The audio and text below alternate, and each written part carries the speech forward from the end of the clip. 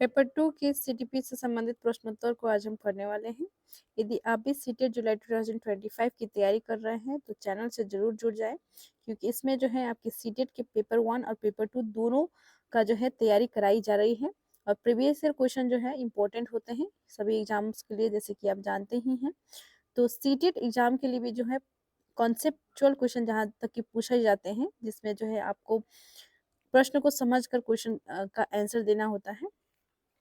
तो इस क्रम में जो है आपको जो है प्रीवियस ईयर क्वेश्चन सॉल्व करना बहुत इंपॉर्टेंट हो जाता है। तो प्रीवियस ईयर क्वेश्चन का जो एक्सप्लेनेशन है, जो भी कॉन्सेप्ट जो चैनल में बताए जा रहे हैं, इस चीज़ को यदि आप समझ लेते हैं तो आपका जुलाई 2025 की जो है सीटेट क्रैक होना हो ही जाएगा। ठीक है, तो चैनल को जरूर सब्सक्राइब कर ले, वीडियो को लाइक करें, शेयर करें। शुरू करते हैं आज का वीडियो। हमारा प्रश्न है, एक महिला ने भोजन प्राप्त करने के लिए अपने बच्चे को बेच दिया। इस खबर को डैश के आधार पर अच्छी तरह समझा जा सकता है। तो देखिए आपके किस आधार पर जो है इसे हम समझ सकते हैं। आपके ऑप्शन है मनोज सामाजिक सिद्धांत, पुनर्बलित आकस्मिकताओं का सिद्धांत, मनोविश्लेषणात्मक सिद्धांत, पदानुक्रमिक आवश्यकताओं का सिद्धांत। तो देखिए एक महिला ने जो है भोजन प्राप्त करने के लिए जो है अपने बच्चे को यहाँ पे बेच दिया है। तो ये जो है किस आधार पर हम समझ सकते हैं, तो ये हो जाएगा आपका पदानुक्रमिक आवश्यकताओं का सिद्धांत। आवश्यकताओं के लिए जो है उसने ऐसा किया है, तो पदानुक्रमिक आवश्यकताओं का सिद्धांत ये हो जाएगा। मास्लो ने जो है इस सिद्धांत को दिया था, और जिसमें उन्होंने बताया था कि आवश्यकताओं को पूरा करने के लिए जो है इस प्रकार के जो है कदम कोई उठा सकता है। तो ऑप्शन नंबर 4 आपका करेक्ट हो जाएगा। नेक्स्ट है हमारा, बुद्धि लब्धांक के आधार पर विभिन्न समूहों में विद्यार्थियों का वर्गीकरण उनकी स्व गरिमा को डैश है और उनके शैक्षणिक निष्पादन को डैश है। तो यहाँ पे देखिए बुद्धि लब्धांक के आधार पर जो है यदि वर्गीकरण होती है कक्षा में, यदि आप एक शिक्षक के रूप में जो बच्चे अधिक योग्य है, जो विशिष्ट योग्यताएं रखते हैं, उन्हें आप अलग करते हैं, वर्गीकरण करते हैं। जो कमजोर बच्चे हैं उन्हें अलग छांटते हैं।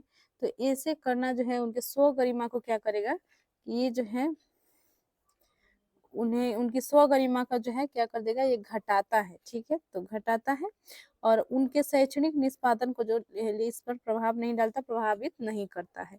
ऑप्शन नंबर 2 आपका इसमें करेक्ट हो जाएगा। ठीक है, नेक्स्ट है हमारा, जॉन ड्यूबी द्वारा समर्थित लैब विद्यालय के उदाहरण है। लैब विद्यालय के उदाहरण कौन कौन से हैं? आपके ऑप्शन है पब्लिक विद्यालय, सामान्य विद्यालय, फैक्ट्री विद्यालय, प्रगतिशील विद्यालय। तो देखिए जॉन ड्यूबी द्वारा जो समर्थित लैब विद्यालय है, ये है आपके प्रगतिशील विद्यालय, क्योंकि प्रगतिशील विद्यालय में जो है बच्चों को आत्मनिर्भर और आत्मसम्मान करना और बहुत कुछ जो है पर्सनालिटी डेवलपमेंट के साथ साथ जो है शिक्षा संस्कार सब कुछ जो है उन्हें सिखाया जाता है। तो ऑप्शन नंबर आपका 4 सही हो जाएगा इस प्रश्न में। नेक्स्ट क्वेश्चन की ओर बढ़ते हैं। क्वेश्चन नंबर 19 है, लॉरेंस कोलबर्ग के द्वारा प्रस्तावित निम्नलिखित चरणों में से प्राथमिक विद्यालयों के बच्चे किन चरणों का अनुसरण करते हैं? तो देखिए कूट में यहाँ पे आपको करेक्ट आंसर बताना होगा। तो देखिए प्राथमिक कक्षा के बच्चे जो है 1 से 5 तक ले लीजिए, अच्छा, या 1 से लेकर 8वां तक के बच्चों को ले लीजिए। तो ऐसे बच्चे जो है इसमें जो है छोटे बच्चे आते हैं। तो ये बच्चे जो है कौन कौन से जो है नैतिक सिद्धांत का, नैतिक चरणों का जो है अनुसरण करते हैं, आपको बताना है। जैसा कि आप जानते हैं लॉरेंस कोलबर्ग ने जो है नैतिकता का सिद्धांत दिया था। उन्होंने इसमें जो है आपका 3 स्तर बताए हैं, जिसमें जो है हर एक में 2 चरण है। तो देखिए यहाँ पे आज्ञा पालन और दंड उन्मुखीकरण, तो ये आपका सही होगा, क्योंकि आज्ञा पालन और बच्चे जो है इस स्टेज में डरते हैं यदि वो किसी का आज्ञा पालन नहीं कर रहे हैं, किसी के कुछ कहने पर वो नहीं कर रहे हैं, तो वे जो है दंड को लेकर जो है उनमें एक भावना उत्पन्न होती है कि उस भय उत्पन्न होती है। तो ठीक है, तो इसे जो है आप कह सकते हैं ये सही हो जाएगा, क्योंकि आज्ञा पालन और दंड उन्मुखीकरण में होती है। व्यक्तिकता और विनिमय, ये भी आपका सही हो जाएगा। अच्छे अंत व्यक्तिक संबंध नहीं, सामाजिक अनुबंध और व्यक्तिगत अधिकार के बारे में वो उतना वो भी नहीं जानते हैं। तो ऑप्शन नंबर इसमें हो जाएगा आपका ए और बी, फर्स्ट सही हो जाएगा। ठीक है, ऑप्शन नंबर 1 आपका इसमें करेक्ट हो जाएगा। नेक्स्ट देखते हैं, क्वेश्चन नंबर 20 है हमारा, एक विद्यार्थी कहता है उसका दादा आया है। तो यहाँ पे देखिए व्याकरण सही नहीं है, उसका दादा आया है। एक शिक्षक होने के नाते आपकी प्रतिक्रिया होनी चाहिए। तो देखिए प्रतिक्रिया क्या होना चाहिए आपका, तो यहाँ पे देखिए दादा आया है की जगह पर दादी जी आए हैं कहना चाहिए। तो आप लिंग ही बदल दीजिएगा, ऐसा तो नहीं होगा, ये तो गलत हो जाएगा। आप अपनी भाषा पर ध्यान दीजिए, भाषा पर ध्यान देना नहीं। और देखते हैं, अच्छा उसके दादाजी आए हैं। बच्चे आप सही वाक्य नहीं बोल रहे हो। तो उसके दादाजी आए हैं, तो आपकी प्रतिक्रिया क्या हो सकती है ऐसे में? ऐसा थोड़े है कि आप बच्चे को समझाने लगोगे कि वो तो बच्चा है, छोटा है, तो उसको बोलना अभी नहीं आता है, वो सीख रहा है, तो इस क्रम में उसने ऐसा बोल दिया कि उसका दादाजी दादा आया है। ठीक है, तो दूसरा बच्चा ने बोला है, हालांकि बच्चे को आप नहीं समझाने की तरफ लोगे, बल्कि आपकी उस टाइम जो रिएक्शन होगा आपका यही होगा कि आप बोलोगे कि अच्छा उसके दादाजी आए हैं। ठीक है, तो ये आपका सबसे सही होगा, ऑप्शन नंबर 3 करेक्ट हो जाएगा। नेक्स्ट है क्वेश्चन नंबर 21। डैश के अलावा निम्नलिखित घटना वृतांत रिकॉर्ड की विशेषता है। किसके अलावा जो है, यानी कि ऑप्शन जो दिए गए हैं इसमें आपको जो है चूज करना है कौन सा जो है विशेषता नहीं है घटना वृतांत रिकॉर्ड का। ठीक है, तो आपके ऑप्शन है, ये प्राप्त विस्तार से पूर्ण तथ्यात्मक प्रतिवेदन है। ये आपका सही है कि ये विस्तार से जो है तथ्यात्मक प्रतिवेदन है। ये व्यवहार का व्यक्तिनिष्ठ साक्ष्य है और इसलिए यह शैक्षणिक क्षेत्र के लिए प्रतिपुष्टि उपलब्ध नहीं कराता नहीं होगा आपका, ये उपलब्ध कराता है। ये घटनाओं का सही वर्णन है, सही है। ये बच्चे के व्यक्तिगत विकास और सामाजिक अंतर्क्रिया को वर्णित करता है, तो ये भी आपका सही हो जाएगा इसमें। ठीक है, तो ये भी आपका सही है। लेकिन यहाँ पे देखिए क्या है कि ये जो है नहीं करता है बोला गया है, तो यही आपका जो है इसमें विशेषता नहीं होगा, तो आपका करेक्ट हो जाएगा कि यह व्यवहार का व्यक्तिनिष्ठ साक्ष्य और इसलिए शैक्षणिक क्षेत्र के लिए प्रतिपुष्टि फीडबैक उपलब्ध नहीं कराता के अलावा निम्नलिखित घटना वृत्तांत रिकॉर्ड की विशेषताएं हैं। ठीक है, तो ऑप्शन नंबर सेकंड आपका करेक्ट हो जाएगा। नेक्स्ट है क्वेश्चन नंबर 22। मिश्रित आयु वर्ग वाले विद्यार्थियों की कक्षा से बाहर रखने वाले शिक्षक के लिए डैश का ज्ञान सर्वाधिक महत्वपूर्ण है। यहाँ पे देखिए मिश्रित आयु वर्ग वाले विद्यार्थियों की कक्षा से बाहर रखने वाले, तो क्लास में जो है क्या है कि विभिन्न एज वाले जो है बच्चे हैं, आयु वर्ग वाले बच्चे हैं। तो इसमें जो है इस तरह कक्षा में जो पढ़ाने वाले शिक्षक है उन्हें क्या ध्यान रखना चाहिए आपको इसमें बताना है। तो देखिए आपके ऑप्शंस है, उनके अभिभावकों का व्यवसाय, तो व्यवसाय ऑक्यूपेशन से उन्हें कोई लेना देना ही नहीं है, प्रोफेशन से कोई लेना देना नहीं रहेगा टीचर को, तो ये तो आपका ऑप्शन गलत हो जाएगा। ठीक है, सामाजिक आर्थिक पृष्ठभूमि, इससे भी कोई लेना देना नहीं होता है शिक्षक का, तो सामाजिक आर्थिक पृष्ठभूमि मतलब इस संदर्भ में हम बात करें तो ठीक है, तो ये भी आपका गलत हो जाएगा। और देखिए सांस्कृतिक पृष्ठभूमि, ये भी आपका गलत हो जाएगा। विकासात्मक अवस्थाएं आपका सही हो जाएगा, क्योंकि बच्चे जो है विभिन्न आयु वर्ग के हैं, अलग अलग एज के हैं, तो उनके विकास, उनकी अवस्था जो है उस समय में कौन से एज में जो है किस तरह के बच्चे में चेंजेज आते हैं, या नेचुरली जो है बच्चे का कैसा नेचर होता है, ये सभी जानना जो है शिक्षक के लिए आवश्यक होता है। यदि शिक्षक जो है इस चीज़ को ध्यान में रखते हुए अपना क्लास में जाता है, तो वो जो है सबसे अच्छा जो है उसका मतलब परफॉर्मेंस रहेगा। और दूसरा है कि उसका जो है उसे जो है ये रखना, ज्ञान रखना बहुत जरूरी है, महत्वपूर्ण है ये। ठीक है, तो विकासात्मक अवस्था आपका करेक्ट आंसर हो जाएगा, ऑप्शन नंबर 4 करेक्ट है। नेक्स्ट है, प्रतिभाशाली बच्चे बिना किसी की सहायता से अपने सामर्थ्य का पूर्ण विकास करते हैं। तो क्या जो प्रतिभाशाली बच्चे हैं बिना किसी की सहायता से अपने सामर्थ्य का विकास करते हैं?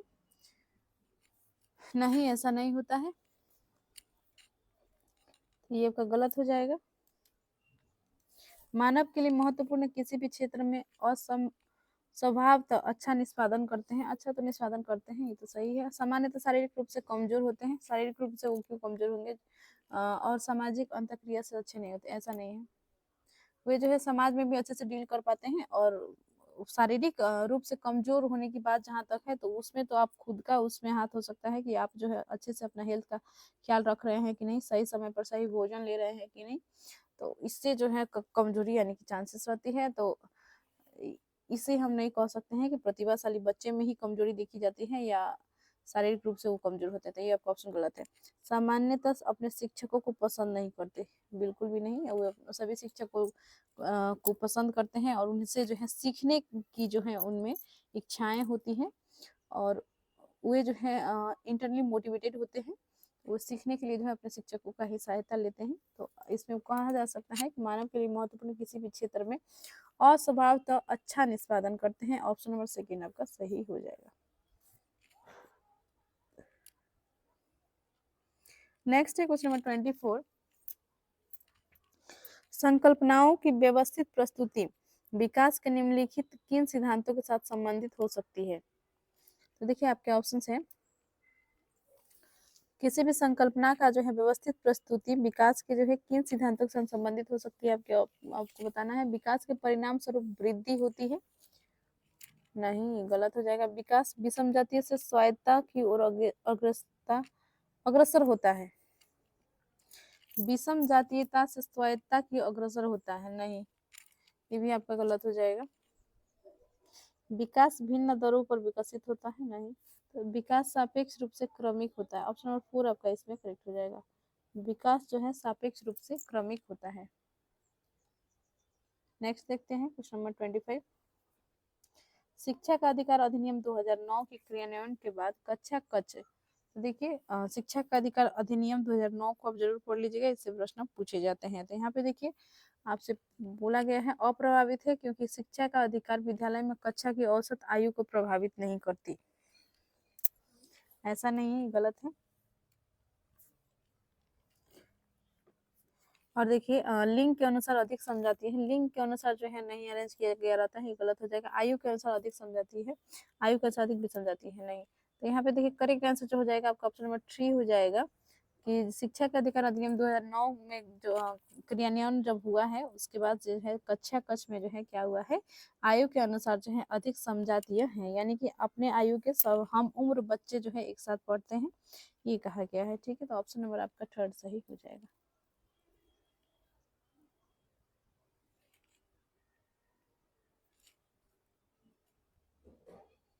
नेक्स्ट क्वेश्चन है क्वेश्चन नंबर 26। बाल केंद्रित शिक्षा का समर्थन निम्नलिखित में से किस विचारक द्वारा किया गया? आपके ऑप्शन है Erik Erikson, Charles Darwin, BF Skinner, John Dewey. देखिए बाल केंद्रित शिक्षा का जो है समर्थन जो है एनईपी 2020 में भी की गई है। केंद्र में जो है बालक को रखा गया है, यानी कि बच्चों को जो है रखा गया है। पहले जो है शिक्षा जो है शिक्षक केंद्रित थी, लेकिन अब जो है बाल केंद्रित हो गई है।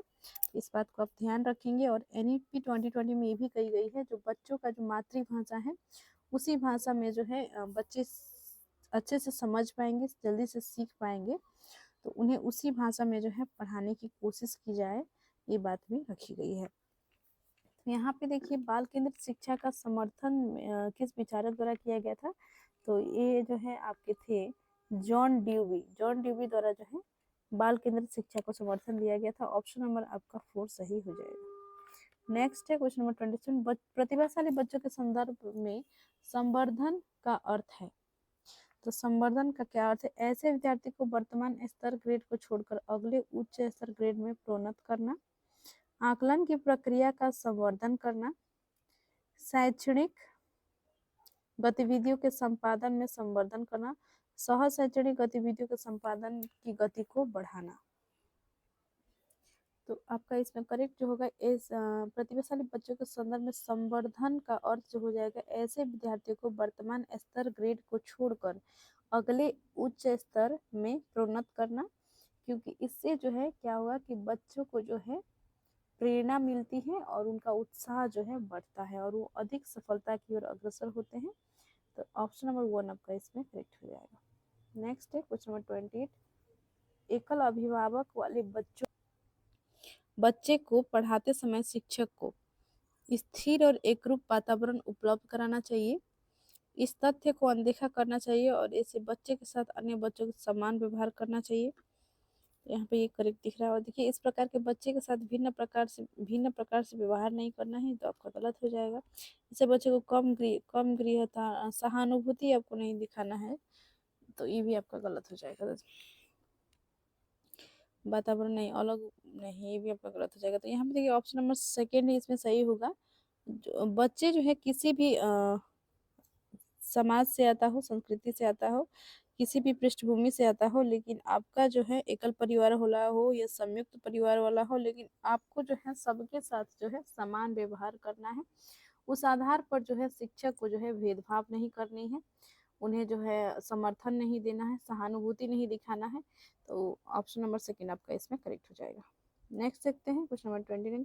प्रतिभाशाली विद्यार्थियों के लिए निम्नलिखित में से कौन सी गतिविधि सर्वाधिक उपयुक्त है? अभी हाल ही में हुए स्कूल मैच का प्रतिवेदन लिखना, दी गई संकल्पनाओं के आधार पर मौलिक नाटक लिखना, 5 पाठों के अंत में दिए गए अभ्यासों को एक बार हल करना, शिक्षक दिवस पर कक्षा को पढ़ाना। सिर्फ शिक्षक दिवस को कक्षा पर पढ़ाना नहीं, 5 पाठों के अंत में दिए गए अभ्यासों को नहीं, में हुई स्कूल मैच का प्रतिवेदन लिखने भी नहीं होगा। देखिए तो ऑप्शन नंबर आपका सेकंड सही हो जाएगा कि कोई भी संकल्पना है उसके आधार पर जो है नाटक लिखना आपका सही हो जाएगा। नेक्स्ट है शारीरिक गतिक बुद्धि रखने वाले बच्चे की अंतिम अवस्था निम्नलिखित में से कौन सी हो सकती है? आपके ऑप्शंस हैं शल्य चिकित्सक, कवि, वाचक, राजनीतिक नेता की अवस्था। तो यहाँ पे देखिए शारीरिक गति बुद्धि रखने वाले बच्चे की अंतिम अवस्था जो है वो हो सकती है आपका इसमें शल्य चिकित्सक, क्योंकि कवि जो है ये आपका लिंग्विस्टिक जो आता है उसमें आ जाएगा, भाषा गतिक वाले बुद्धि जो है उसमें आ जाएगा, तो ये आपका नहीं होगा। शल्य चिकित्सक आपका करेक्ट आंसर हो जाएगा। चैनल को जरूर सब्सक्राइब कर ले और आपसे रिक्वेस्ट है चैनल को एक ग्रुप में जरूर शेयर करिए, वीडियो को लाइक करिए। बहुत बहुत धन्यवाद।